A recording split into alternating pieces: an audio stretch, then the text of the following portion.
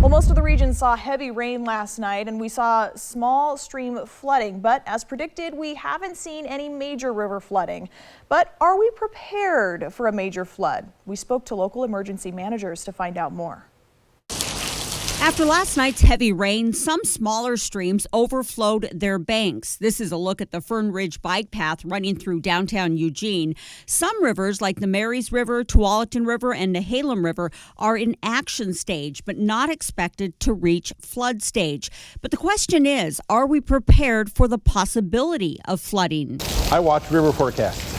Ken Vogany is the emergency manager for the city of Springfield. He's in charge of emergency preparation for everything from a Cascadia subduction earthquake to river flooding. There's river gauges upstream of us on the McKenzie and on the Willamette, the Coast Fork, and the Mohawk that all tell us what the actual river flows are.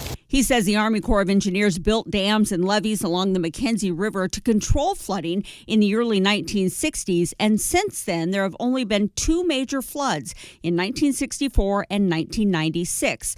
The last major scare was in April of 2019. Our biggest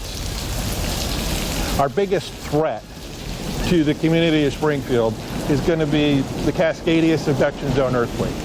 Close behind that would be if we had dam failure of Hills Creek Reservoir.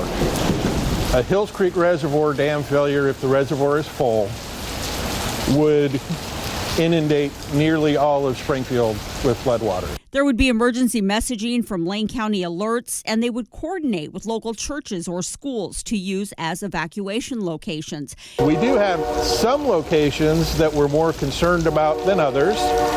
There's a few places out in the Thurston area that see more frequent flooding along the McKenzie River.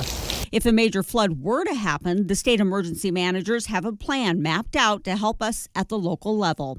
So for us at the state, we support the local county emergency managers in whatever they need at the most localist level. So for example, if a county emergency manager was trying to protect some infrastructure and they were unable to do it with the resources they have at the local level, they could make a phone call to us to ask for additional assistance. And that also includes help from state and federal agencies, including the Army Corps of Engineers.